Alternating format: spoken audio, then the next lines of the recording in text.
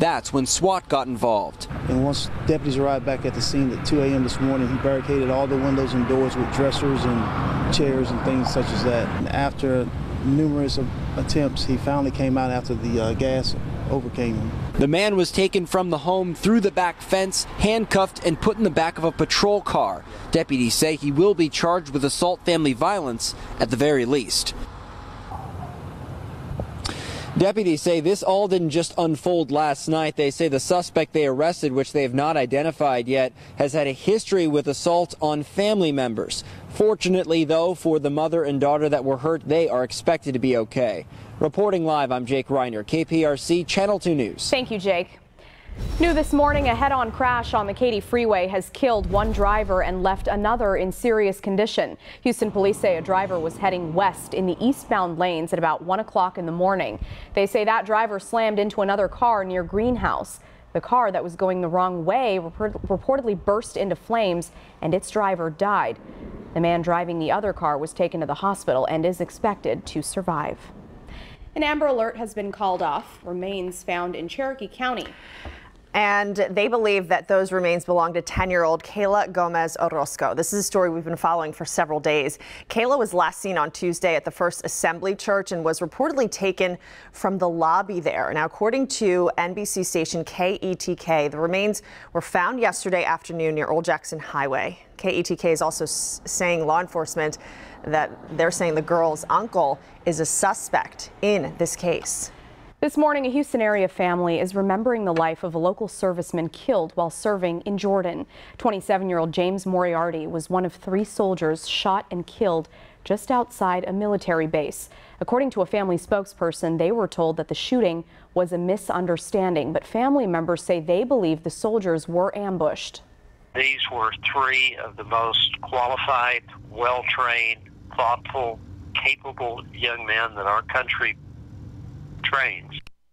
Moriarty graduated from the University of Texas and was stationed at Fort Campbell in Kentucky after college. Family members say he was supposed to come back home in 2 weeks. And new information on the South Carolina man accused of keeping a woman chained inside a metal container. Officials believe he may have murdered at least 7 other people. Deputies announced last night 45-year-old Todd Kollop pointed out 2 more grave sites on his property.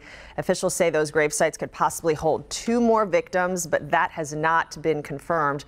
Kollop also reportedly confessed to killing 4 people back in 2003. So far, he's been charged with kidnapping and 4 counts of murder. In the race for the White House, we are now hearing from the protester who disrupted Donald Trump's rally in Reno, Nevada last night. Trump was speaking when Secret Service agents rushed him off the stage. The Secret Service said in a statement, a person in front of the stage had shouted "gun," but after searching, they didn't find a weapon. The protester was carried out of the rally. He later spoke out, saying while he did not support Trump, he was only holding a sign. You know, I agree with them on many, many different issues, but I just believe that, you know, he's very dangerous for the country. So I just came with a sign. I literally just had one sign that said Republicans against Trump. Trump reappeared on stage moments later and finished his campaign speech. The Secret Service says they are still investigating that incident. Well, across the aisle, Hillary Clinton having a star-studded weekend. She invited pop star Katy Perry to perform at a rally yesterday in Philadelphia. Before introducing Perry, Clinton stressed the importance of voting on Tuesday and praised the singer's message of getting up after you get knocked down. Today, Clinton will be in Cleveland for a rally with basketball star LeBron James. And let Channel 2 be your Election Day headquarters. We'll have complete coverage on air as well as a special webcast on our website, click2houston.com, on Tuesday evening. Our team of journalists will also be with both presidential candidates and tracking all the local races. All right, we're tracking a traffic alert affecting downtown Houston this weekend. All lanes of I-45 closed between I-10 and Highway 59 right now, and the closure will be in place for several more weekends. The bridge is being rebuilt after an 18-wheeler damaged it. Now, here's a live look at the construction from our Houston TransStar cameras. They're busy at work there. The lanes will reopen at 5 a.m. tomorrow. The bridge is expected to be finished sometime in December or in early January. A fertility doctor faces a lawsuit from an angry client. She claims he violated her trust. Coming up, just what he's accused of doing and the tests that helped his client uncover the truth. Time now is 8:08. We'll be right back after the break.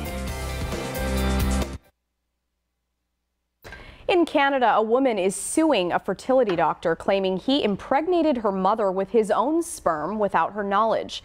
According to a report by Canadian broadcaster CBC, Rebecca Dixon's parents went to Dr. Norman Barwin's clinic in the late 1980s. The doctor was supposed to use her father's sperm, but the lawsuit says he used his own. Dixon says the doctor is actually her biological father.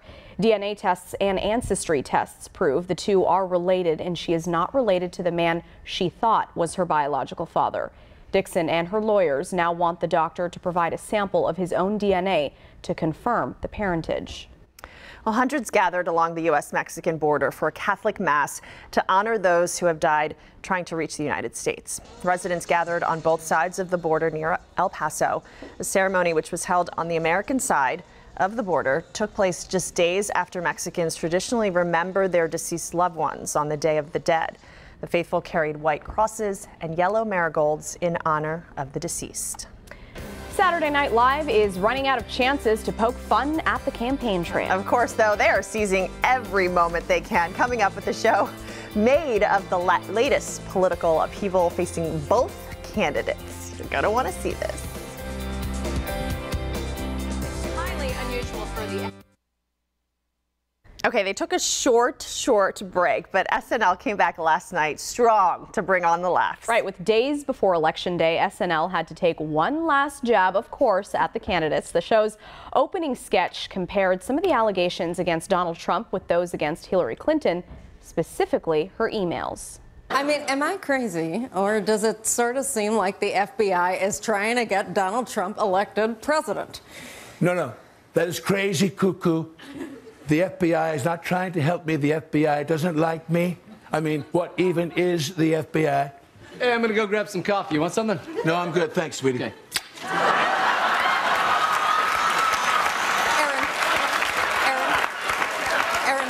Okay. you saw that, right? That he kissed an FBI guy? Yeah? It doesn't seem like enough of a story. Let's get back to your emails. Wow. Okay, next week's host will be comedian Dave Chappelle. Ooh, it gets even crazier next week. Right. Why with Chappelle? Too much fun. Crazy stuff. Love it. Hey, we've got some rain in the forecast now, which is a good thing. We've needed it for quite some time. And so now we have it. We got a shot this morning. One of our Storm Pins family members sent this from the beach.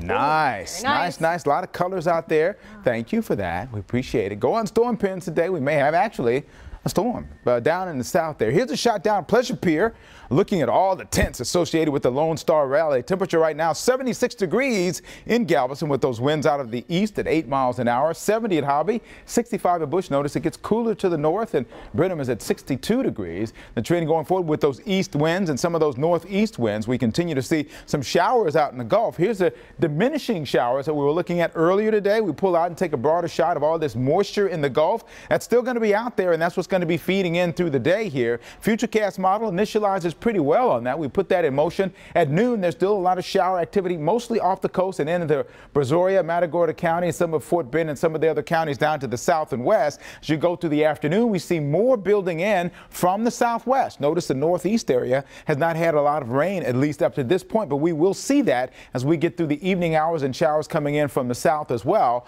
building in overnight too. Now, I want you to see something here. Going into Monday, it doesn't show a lot of shower activity here. A lot of the computer models do show that, but this model is not picking up on that. Part of that reason could be because of the dry air that's out there. Upper levels of the atmosphere, dry air is well off to the west now, but it's really moving in this direction. We'll be curious to see how that impacts the models going forward over the next 24 hours. But in the meantime, it's being drawn up, and we'll continue to see that throughout the day and through the next several days as this all area of rain starts to move on away here and get less intense. And then only slight chances after Wednesday through the up to Wednesday anyway, and then toward the end of the week. The good news about all of this, the temperatures start to get a little cooler. Highs today, 78 in Huntsville, 80 at Bush Intercontinental, 76 in Galveston. Normal high is in the mid-70s. So we're still warmer than we should be. Hour-by-hour forecast shows us heading up to that near 80-degree mark, especially areas to the north and east, which will not get as much rain as areas to the south and west. Here's your 10-day forecast. And we started at 63 this morning.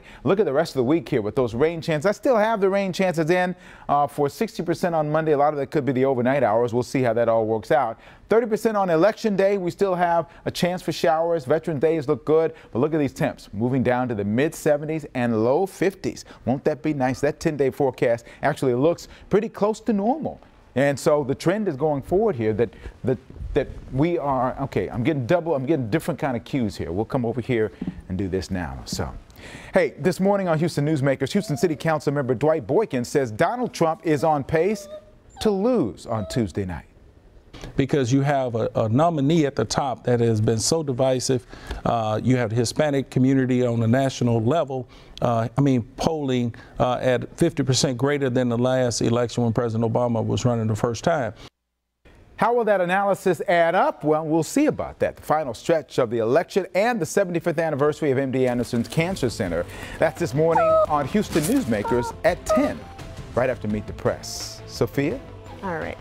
That little voice there, it's a little puppy there. We're going to get to Pet of the Week coming up, but it is all about philanthropy of this month's Houston Magazine. Publisher Peter Remington is here to fill us in this morning. Peter, always a pleasure. Thanks so much for joining us. Good morning. So good to see you. What's going on? So we're going to talk about the charity scene. The charity scene is huge. Has it been this let me start with 2014 if I can, because $12.8 billion was raised in 2014. And we thought that maybe it'd be a little soft going into 2015 with the price of oil. $15 billion was raised, and that came from the private sector. It's just absolutely amazing. We're on pace to repeat that again this year. What's so amazing is, Houston is the most philanthropic city in the United States, and it just keeps on improving. So, and also huge help gala season. It's full swing. Friday lunch was Kids Meals did a great luncheon over at the Hilton Americas, and last night they were honoring Tillman Fertitta with Houston's Children's Charities, and in a 30-minute time span they raised over $400,000 at live auction. My goodness. So it's crazy, absolutely crazy. And we also call out some pretty fabulous ladies in this philanthropy. Yes, we do. We have Susan Seraphim is in there. Joanne King Herring is in there. Ileana Trevino is in there. And there's some great guys as well, not just the ladies. We have Whitney Merciless has his own foundation called With Mercy Foundation. And then Taft McWhirter, who is a local artist, paints lives at a lot of these charities. And he has personally donated over $140,000 worth of art. That is just amazing. He's fantastic. Incredible. These folks are so generous. Let's talk about what else is in the magazine that folks can expect. Let's talk about what else is in there, what everybody else can expect. Look at this little section here. This is our dynamic women section. I don't know if you can see this on that screen. We're right there. And there you are. Right? How about that? In all your glory. You look absolutely beautiful. Thank you so much. I'm very humbled. When you asked me, I was just blown away. Well, I tell you deserve it. It's our dynamic women's section. We have 15 dynamic women, and they're leaders in the marketplace. They're mentors for a lot of ladies out there. And it's just, there you are. Right? So congratulations. Love to have you in there. It is such an honor. Anything else that you want to throw in there and remind folks about? Absolutely. We have a wonderful, wonderful holiday shopping guide in the back there, about 40 pages of where to shop and what to get for the Christmas season. We have a special section on the Woodlands. We reviewed Beefsteaka and Holler Brewing Company. But just so much fashion, food, fun, and everything that's going on here in Houston. Thank you so much. You're welcome. Thanks for having me. Always a pleasure. Look at you, and congratulations. Oh, thank you. Almost there. I know. Let's go. One more push. All right, you can find all this info and a replay at clicktohouston.com after the show. We'll post it under our video tab on our homepage. One more push, Sophia. He's right. All right, thanks, guys.